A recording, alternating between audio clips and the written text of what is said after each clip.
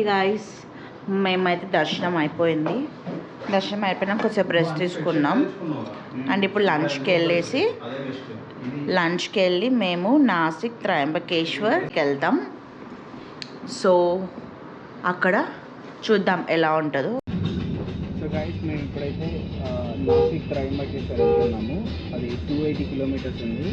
మేము ఈ ప్లేసెస్ అయితే కవర్ చేయబోతున్నాం. మేమైతే సాయి ఆశ్రమం నుంచి ఈ కార్ని రెంట్కి తీసుకున్నాము. ఎంటైర్ ట్రిప్ కి వాడు 3500 రూపీస్ అయితే ఛార్జ్ చేస్తున్నాడు. ఈ ట్రిప్ లో మేము నాసిక్ అండ్ త్రయంబకేశ్వర్ రెండు కవర్ చేస్తున్నాము. సో రౌండ్ ట్రిప్ కి 3500 అన్నమాట. సో మిన్ను, నేను అండ్ ముందు సోను కూర్చున్నాడు కదా. కొంచెం దూరం ట్రావెల్ చేసి నాసిక్ అయితే ఎంటర్ అయిపోయాము. ఇక్కడ రోడ్స్ మీద చాలా మంది వెండర్స్ అయితే కనిపిస్తున్నారు. చూస్తున్నారు కదా, చాలా బొమ్మలు, ఫోటో ఫ్రేమ్స్ కనిపిస్తున్నాయి. అవి కాకుండా రావి చెట్లు అయితే చాలా కనిపిస్తున్నాయి అండ్ చాలా పెద్దవిగా కూడా ఉన్నాయి. మేబీ వీటికి కొన్ని వేల సంవత్సరాలు ఉండుంటాయి. ఇప్పుడైతే మేము నాసిక్ ఎంటర్ అయిపోయాము. అసలు నాసిక్ కి ఈ నాసిక్ అనే పేరు ఎలా వచ్చింది, ఆ బ్యాక్గ్రౌండ్ స్టోరీ ఏంటంటే, నాసిక్ అనే పేరు నాసిక అనే పదం నుంచి వచ్చింది. అంటే ముక్కు అని అర్థం. మనందరికీ తెలుసు, వనవాస కాలంలో సీత, రాముడు, లక్ష్మణుడు ఈ ప్రదేశంలో వనవాసం చేశారని. ఆ సమయంలో లక్ష్మణుడు రావణాసురుడి చెల్లెలు అయిన శూర్పణఖ ముక్కుని ఇక్కడే కత్తిరించాడు. సో అందుకే ఈ ఊరి పేరు నాసిక్ అని వచ్చింది. ముక్కు కట్ చేసిన ఎగ్జాక్ట్ లొకేషన్ తపోవనంలో ఉంది.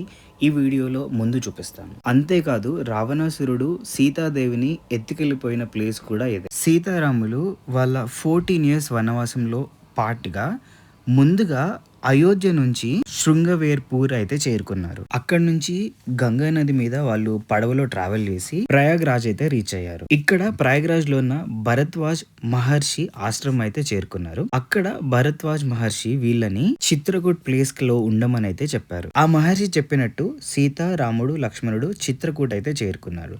వీళ్ళ 14 years వనవాసంలో 11 years 4 months అయితే ఇక్కడే స్టే చేశారు. ఆ తర్వాత నెక్స్ట్ 6 months రామ్టేక్ అనే ప్లేస్ లో అయితే స్టే చేశారు. ఈ 6 months లో రాముల వారు అగస్త్య మహర్షి దగ్గర బ్రహ్మాస్త్ర విద్యనైతే నేర్చుకున్నారట. ఆ తర్వాత చివరిగా నాసిక్ చేరుకున్నారు. అండ్ నాసిక్ లో అయితే 1 year 2 months ఉన్నట్టయితే చెప్తారు. ఇక్కడ కనిపిస్తున్నది గోదావరి నది. ఇక్కడ రాముల వారు స్నానం చేశారట. సో దీన్ని రామ్ కొండ్ అని కూడా అంటారు. అండ్ ఇక్కడే రాముల వారు దశరథ మహారాజు పిండ ప్రదానం కూడా చేశారు. ఇక్కడ పిండ ప్రదానం చేస్తే మోక్షం లభిస్తుందని చాలా మంది నమ్ముతారు. సో మనం మాట్లాడుకుంటూ మన ఫస్ట్ స్టాప్ కి అయితే వచ్చేసాము. ఇక్కడికి టాక్సీ అయితే ఇక్కడ ఆగిపోతాడు. ఇక్కడ నుంచి మనం ఆటో రెంటల్ అయితే తీసుకోబోతున్నాము. ఈ ఆటో డ్రైవర్ ఇక్కడున్న చాలా ఇంపార్టెంట్ టెంపుల్స్ మనకు చూపించబోతున్నాడు. అండ్ అతనే మనకు గైడ్ లా కూడా సపోర్ట్ చేయబోతున్నాడు. ఇదిగో ఇతనే మన driver cum guide. Share auto కనుక తీసుకొని వెళ్తే పర్ పర్సన్ 150 రూపీస్ తీసుకుంటారంట. అండ్ 5 passengers అయితే కూర్చోబెట్టుకుంటారంట. సో మేము ముగ్గురం 600 పే చేసి అయితే ఈ ఆటో తీసేసుకున్నాము. ఈయన మాకు 6 places అయితే చూపించబోతున్నాడు. ఇప్పుడైతే మా ఫస్ట్ స్టాప్ లక్ష్మీనారాయణ మందిర్.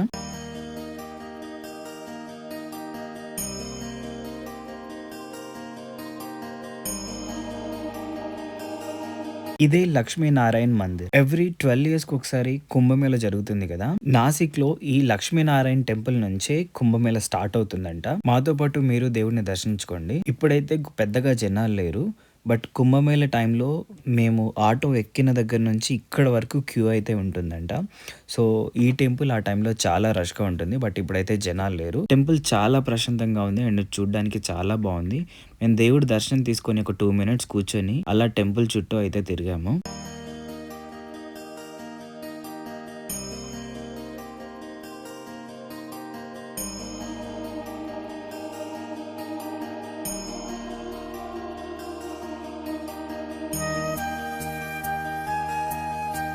దేవుడి దర్శనం తీసుకుని అయితే మేము రిటర్న్ అయిపోయాము. మేము వచ్చేలోపు ఆటో డ్రైవర్ ఆటో తిప్పేసి పెట్టుకున్నాడు. ఇక్కడ నుంచి మేము లక్ష్మణ స్వామి టెంపుల్ అండ్ శ్రీరాముడు స్టాచ్యూ చూడడానికి అయితే వెళ్తున్నాము.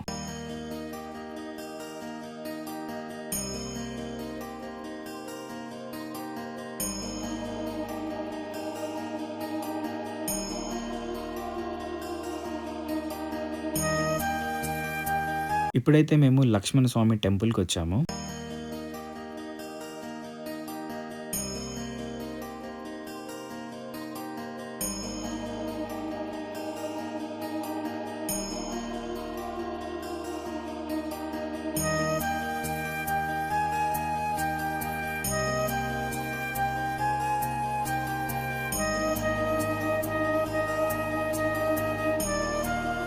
టెంపుల్ లోపల మనకి విజువల్ గా అర్థం అవ్వడానికి ఆ టైంలో లక్ష్మణుడు శూర్పణఖ ముక్కు ఎలా కట్ చేశాడు అన్నది చాలా నీట్ గా అయితే చూపించారు. మాతో పాటు మీరు ఈ టెంపుల్ ని చూసి ఆ దేవుడిని దర్శించుకోండి.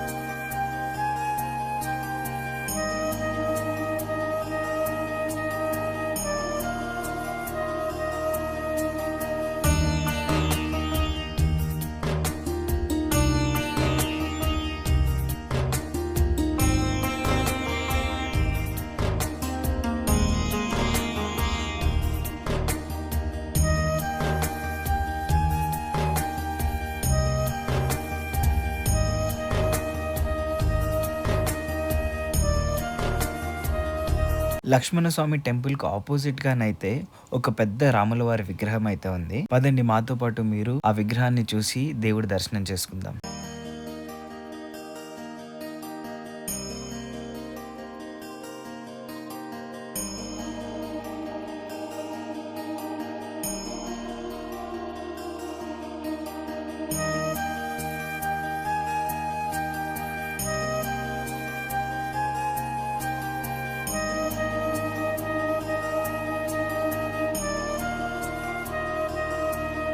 మళ్ళీ ఆటో దగ్గరికి అయితే వచ్చేసాము. ఇక్కడ నుంచి మేము నెక్స్ట్ ఇంకొక టెంపుల్ దగ్గరికి అయితే వెళ్తున్నాము.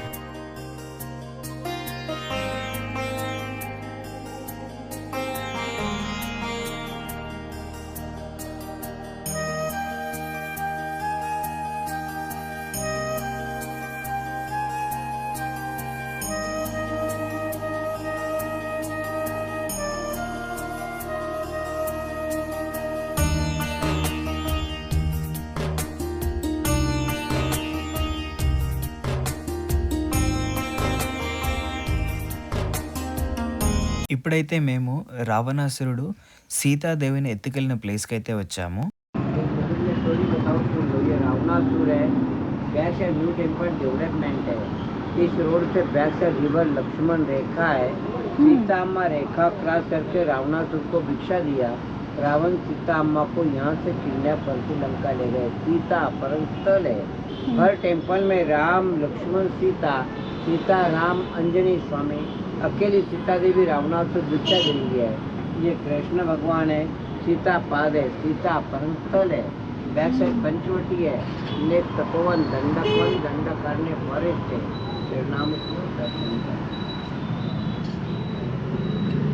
ఈ ప్లేస్ కి కొంచెం ముందు లక్ష్మణుడు లక్ష్మణ రేఖ గీసింది అయితే ఉందంట. సీతాదేవి ఆ లక్ష్మణ రేఖ దాటి ఇక్కడికైతే వచ్చి రావణాసురుడికి భిక్ష ఇచ్చే టైంలో రావణాసురుడు అయితే ఆమెను ఎత్తుకెళ్లిపోయాడంట. అండ్ ఇప్పుడు మనం ఆంజనేయ స్వామి టెంపుల్ కి అయితే వచ్చాము. ఈ టెంపుల్ లో ఉన్న దేవుడిని అయితే కాచా మారుతి అని అయితే అంటారంట. పాండవులు వనవాసం చేసే టైంలో 11.5 అడుగుల ఈ విగ్రహం ముళ్ళ పొదల్లో కనిపించిందంట. అందుకే ఈ దేవుడిని కాచా మారుతి అంటారంట. ఆ టైంలో పాండవులు ఈ విగ్రహానికి పూజ చేసినట్టయితే ఆటో డ్రైవర్ చెప్పారు. టెంపుల్ లోపల అయితే కెమెరా అలో లేదు. సో ఇక్కడ దేవుడి ఫోటో అయితే పెడుతున్నాను, మీరు దర్శనం చేసుకోండి. ఇప్పుడైతే మేము పంచవటికి వెళ్తున్నాము.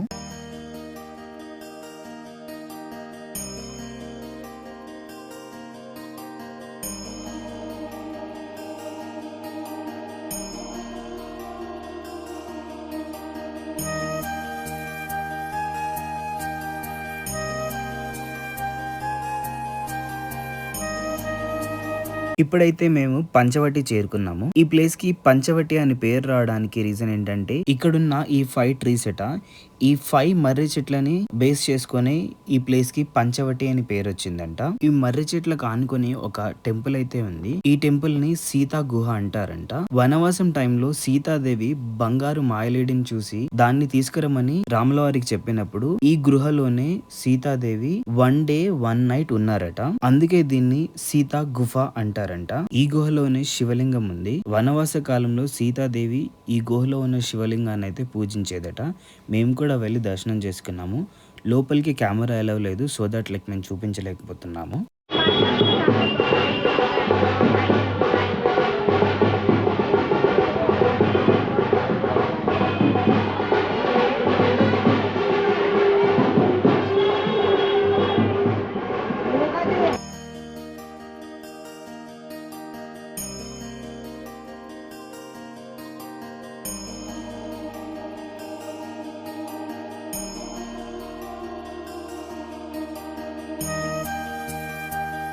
సీతా గుఫ నుంచి కొంచెం ముందుకు నడుచుకుంటూ వస్తే ఇక్కడ గోరేరామ్ టెంపుల్ అయితే ఉంది. గోరేరామ్ అంటే ఏం లేదు, రాముడు సీత లక్ష్మణుడు అయితే వైట్ కలర్ లో ఉంటారు. సో దట్ ఈ టెంపుల్ ని గోరేరామ్ టెంపుల్ అన్నారు. మేము టెంపుల్ లోపలికి వెళ్ళేసరికి చాలా మంది గ్రూప్ ఫోటో దిగుతున్నారు. సో ఎక్కువసేపు అయితే ఇక్కడ టైం స్పెండ్ చేయలేదు. నెక్స్ట్ టెంపుల్ కి అయితే వెళ్ళిపోతున్నాం. ఇప్పుడు మేము వెళ్ళేదైతే కాలారాం టెంపుల్. ఈ టెంపుల్ సీతా గుఫకి కొంచెం దూరంలో ఉంది, అంతే. వాక్ చేస్తూ వెళ్ళిపోవచ్చు. ఈ టెంపుల్స్ మధ్యలో ఇంకొక శివాలయం కాలారాం టెంపుల్ కూడా దర్శనం తీసుకొని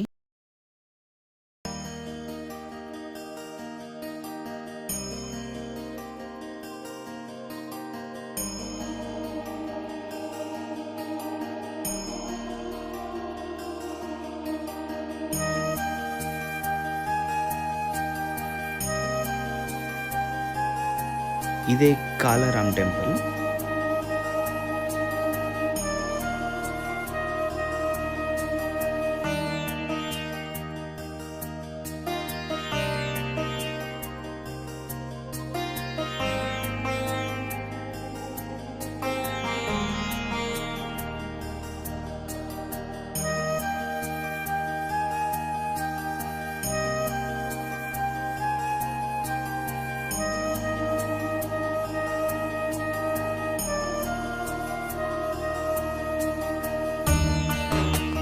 ఎలా ఉంది పాప? చాలా బాగుంది. టెంపుల్ ఇది రాముడి టెంపుల్, కాలరాముడి టెంపుల్ బాగుంది. లోపల కూడా చాలా పీస్ఫుల్గా, జనాలు కూడా అంత ఎక్కువ లేరు. బాగుంది. చూడండి, కన్స్ట్రక్ట్ చేశారు. ఎవరు? చూడండి అసలు ఆసమ్ ఇది.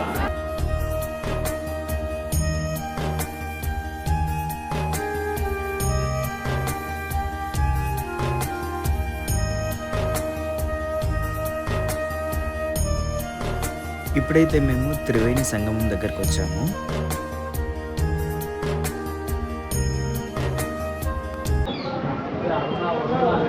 अंडर ग्राउंड गोदावरी जन्मस्थान 30 किलोमीटर त्र्यंबकेश्वर ज्योतिर्लिंग से होता है. पुष्कर कुंभ मेला होता है 12 साल के बाद. साधु संतों का स्नान होता है इसी पॉइंट पे होता है. इसे रामघाट बोला जाता है.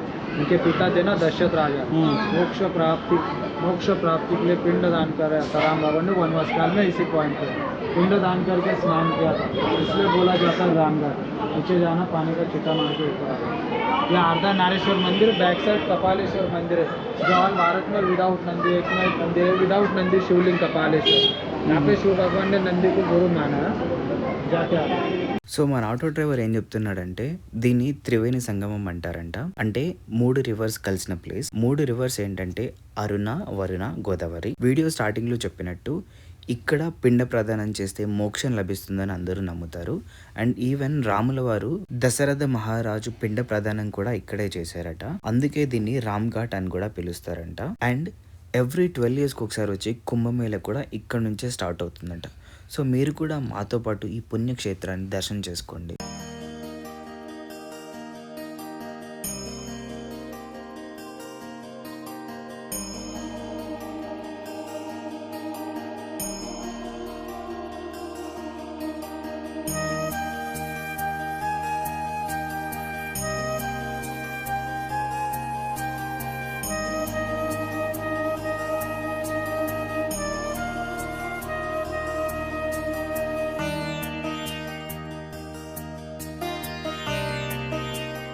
ఇప్పుడైతే మేము అర్ధనారీశ్వర టెంపుల్ కి వచ్చాము. ఈ టెంపుల్ ఇందాక మేము ఆటో డ్రైవర్ తో మాట్లాడాం కదా, దానికి ఎదురుగానే ఉంది. అంటే త్రివేణి సంగమంకి ఆపోజిట్ గానే ఉంది. ఇక్కడ దర్శనం చేసుకొని మేమైతే కపాలేశ్వర్ టెంపుల్ కి అయితే వెళ్తున్నాము.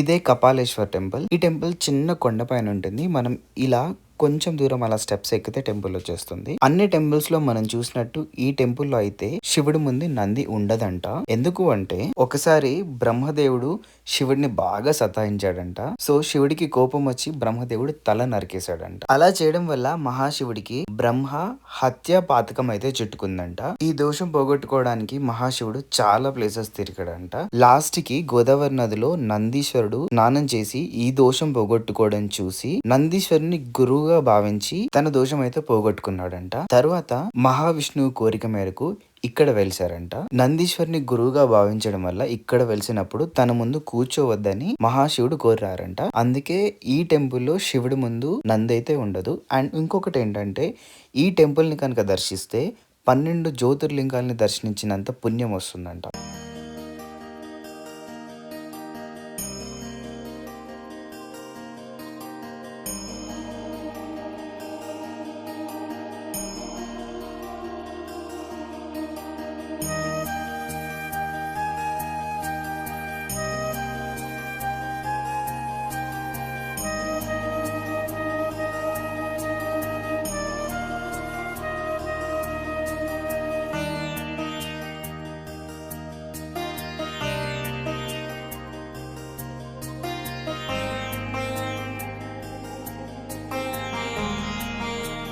అన్ని టెంపుల్స్ అయితే దర్శనం చేసుకొని ఇప్పుడు మేము మా కార్ దగ్గరికి అయితే వెళ్తున్నాము.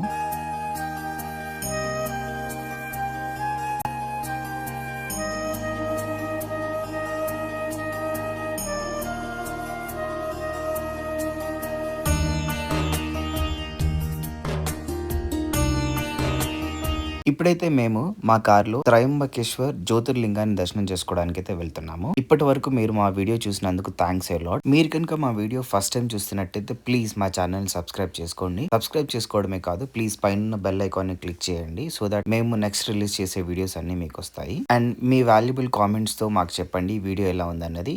సో దట్ మాకు నెక్స్ట్ వీడియోస్ చేయడానికి మోటివేషన్ అయితే ఉంటుంది. And thanks a lot for watching this video.